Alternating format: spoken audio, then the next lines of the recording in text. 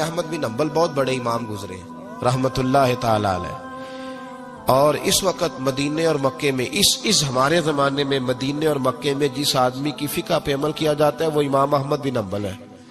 گویا اس وقت بھی مکے اور مدینے میں جن کا فتویٰ چلتا ہے وہ امام احمد بن حنبل ہے۔ بہت بڑے امام تھے۔ مسند امام احمد بن حنبل 14 جلدوں میں میرے پاس ان کی حدیث کی کتاب ہے۔ کیا بات تھی اس شخص کی، بہت بڑے امام تھے، لاکھوں حدیثیں زبانی یاد تھی، اور بغداد سارا ان سے فتوے لیتا تھا۔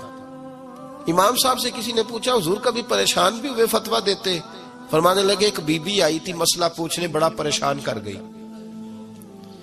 ایک بی بی مسئلہ پوچھنے آئی، بڑا پریشان کر گئی۔ لوگوں نے کہا حضور بی بی؟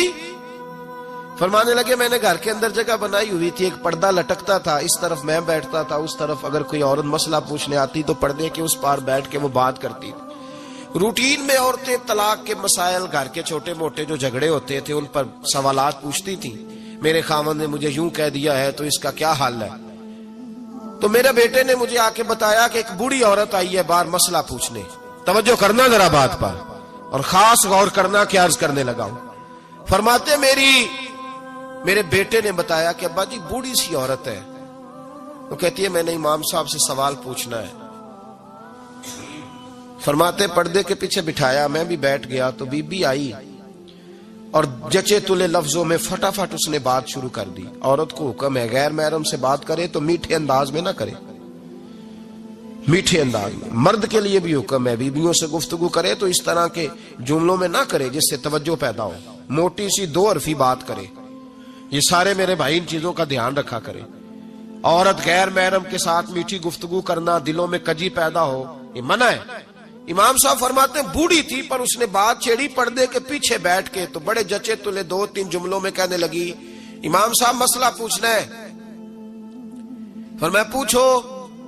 کہتے میں بڑا تیار تھا اور میں اللہ نے بڑا علم سے انہیں نوازا تھا، کہتے میں پریشان کبھی نہیں ہوا تھا، لیکن یہ بی بی پریشان کر گئی۔ یہ متقی لوگ تھے۔ فرماتے ہیں میں نے کہا بی بی پوچھو۔ کہنے لگی حضور میں محنت کی کمائی سے روٹی کھاتی ہوں، چرخہ رکھا ہوا ہے، سوت کاٹ کے اس کی کمائی کھاتی ہوں، سارا دن مزدوری کرتی ہوں، کبھی کبھی کام رہ جاتا ہے تو 14ویں کے چاند کی روشنی میں چھت پہ بیٹھ جاتی ہوں تو چرخہ کاٹتی ہوں۔ بادشاہ کا لشکر میرے قریب سے کبھی کبھی گزرتا ہے، ان کے پاس بڑی بڑی لالٹینیں، بڑے بڑے ان کے پاس روشنی کے بندوبست ہوتے ہیں۔ لشکر بادشاہ کا گزرتا ہے تو بہت بڑا لشکر ہوتا ہے، کئی کلومیٹر تک وہ گزرتا جاتا ہے، تو کئی دفعہ اچانک اس کی روشنی بھی میرے چرخے پہ پڑ جاتی ہے۔ مسئلہ یہ پوچھنا ہے کہ اس روشنی میں جو میں سوت کاٹتی ہوں اس کی کمائی میرے لیے حلال ہے کہ حرام ہے؟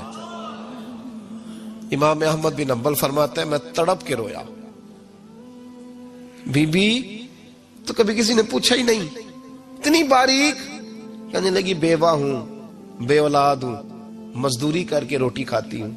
پوچھنا یہ تھا او بھائیو، یہ بھی تو یہی وقت گزار کے گئے ہیں نا، یہ بھی وہی قرآن پڑھتے تھے جو ہم پڑھتے، یہ بھی اسی رسول کا کلمہ پڑھتے تھے جن کا ہم پڑھتے، یہ بھی اسی دین کے ماننے والے تھے جس کے یہ لوگ ماننے والے۔ ہم کدھر نکل گئے؟ پرواہ ہی نہیں، حلال اور حرام کی تمیز ہی نہیں۔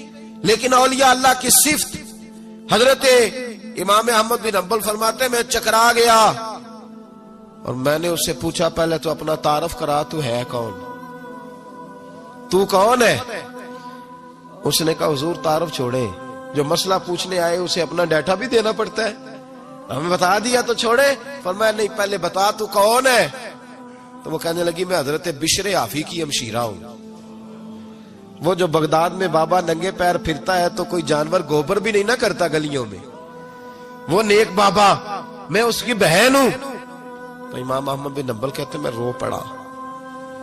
میں نے کہا آپا او میری بہن، کوئی اور آتا تو میں فتویٰ یہی دیتا کہ تو کو چھین کے روشنی تو نہیں نہ لیتی، خود پڑ جاتی ہے، جائز ہے تیرے لیے، لیکن تو چونکہ بشر حافی کی ہمشیرہ ہے تو تیرے لیے جائز نہیں، تو نہ یہ کر، تیرے لیے تقوی والا فیصلہ ہے میرا، تقوی والا، تو نہ یہ کام کر۔ امام احمد بن حنبل فرماتے ہیں بی بی چلی گئی پر میں ساری رات روتا رہا۔